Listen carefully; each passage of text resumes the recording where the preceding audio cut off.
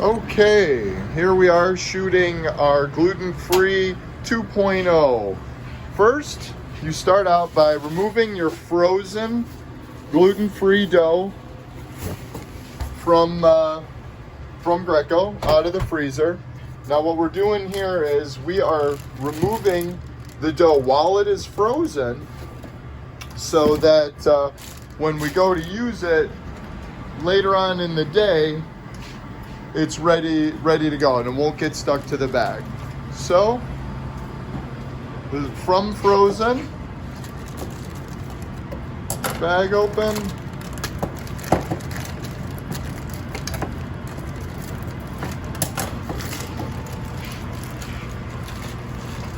now you would do this in preparation either the night before or during the rush. Then you take some of your clarified butter. Butter is better than oil. Seems to, when it cools, it doesn't seem to stick to the dough as bad as oil does. All right. Then you wrap your frozen gluten-free dough ball into the silicone bake sheets. Now we're going to go ahead and make a thin crust gluten-free pizza. So we open up our door. We grab a thin crust, already prepared dough ball from the day before. We'll put this one away. And now we will make a thin crust gluten-free pizza.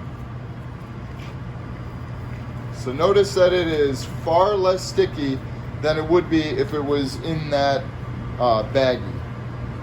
Next, you grab your gluten-free flour, take your dough ball, extra gluten-free flour. Feel you can't use enough. So constantly work the gluten-free flour in, get a bunch of flour on your baking sheet. And then this is a perfectly 12-inch silicone baking sheet for your gluten-free pizza to keep you from cross-contamination and so you know what size to work the dough ball out to.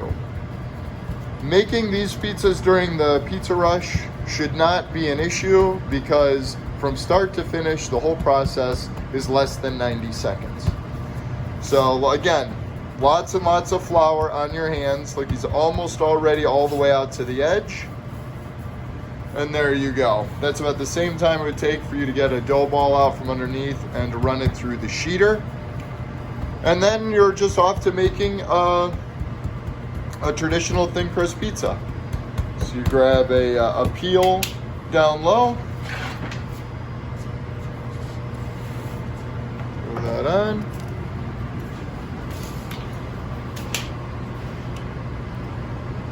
We're just going to make a traditional cheese and sausage thin crust.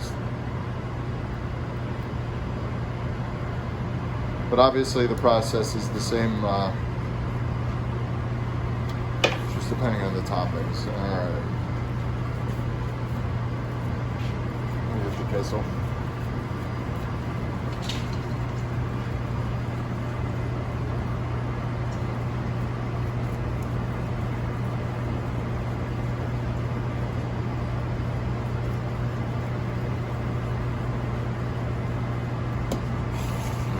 There's your cheese for a 12-inch.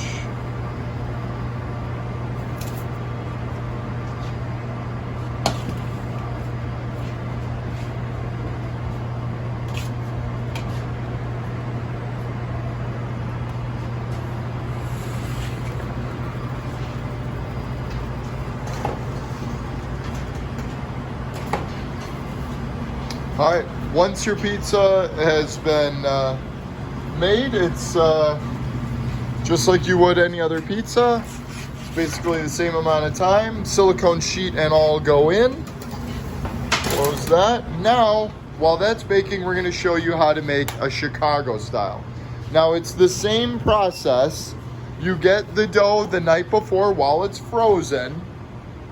You put it into a silicone sheet, but this time you are going to work your 20 ounce or 24 ounce dough ball into this 10 inch. This is actually a 12 inch silicone sheet, but you're gonna not go all the way to the 12. I'm gonna show you why in a minute.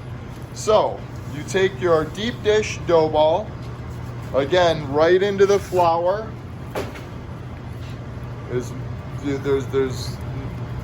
no such thing as too much gluten-free flour. You work that flour in there. Once you feel that you got an adequate amount, again, put some flour on the silicone sheet. And work this out into a 10 to call it 11 inch. You don't want to go all the way to the end of the silicone because we're going to be flipping this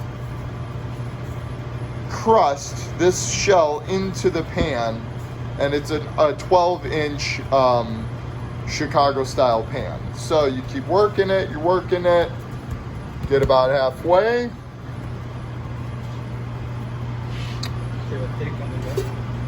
And you got your 12 inch pan. Now here's the tricky part. So this is a 2 ounce ladle that's clarified butter. It's a little cold because it's wintertime, so it's kind of thickened up on us, but we're gonna do 2 of those. So that's a total of 4 ounces of butter. That is way more than we would ever use for a traditional crust, but this dough requires it so that it can be worked. Remember, you're pushing it into there and you've got all that flour stuck to it, so we go considerably heavier.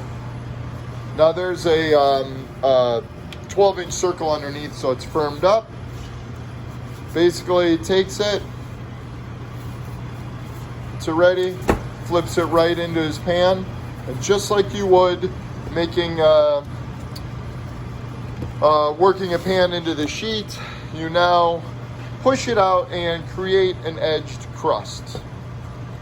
Now, we're not going to let this proof. We're going to make this pizza right away. You've got your crust in, you've got your, call it 1.5 inch crust up the sidewall. Brush a little bit of, very little bit of butter around the crust edge. You don't necessarily have to do the middle, but you want to get that edge nice and buttery, just like that. And then you make a Chicago style. So we'll go ahead and we'll make a sausage Chicago style.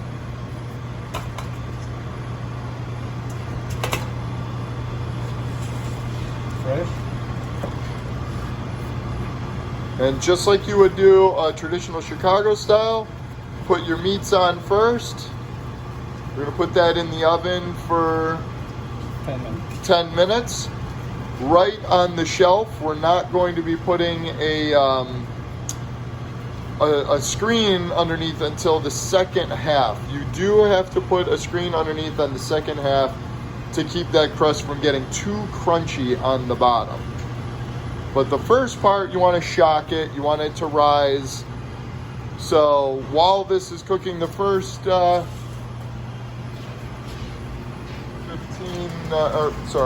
minutes, in it goes. Here? Yep. Go ahead and set your timer. Got a 10-minute timer there for our Chicago style. Here's our 12-inch gluten-free. So again, while those are cooking, we're gonna do a recap.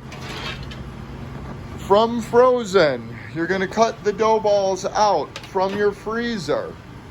You're going to use clarified butter. You're not going to use oil. The butter seems to work far better. It doesn't seem to stick to the silicone sheets.